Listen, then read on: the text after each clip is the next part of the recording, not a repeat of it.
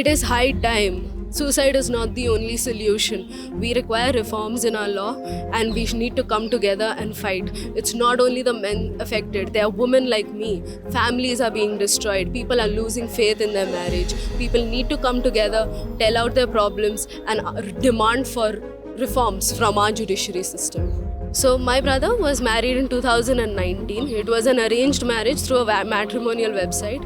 The marriage only was for 10 days and the girl left her family, our family on her own after 10 days, and she filed a 498 case against me and my entire family.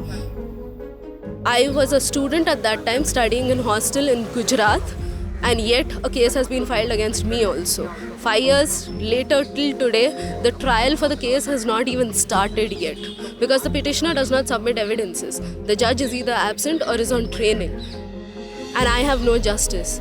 I have been denied the right to hold my passport. I do not have my police clearance certificates, and I have made many losses in my professional career. And that's why I have come today to speak out. What's your demand? My only demand is to bring reforms. We need justice at a faster date. My brother cannot spoil his entire life for a false marriage of 10 days because some girl wanted money and wanted to loot us. Why can't we have faster, speedier judiciary systems, faster trials, faster justice? Why can't there be small reforms like automatic date putting? Why do the judge have to put in dates every time instead of hearing to our sorrows, instead of giving us justice? These are small changes that I demand from the judiciary and executive systems.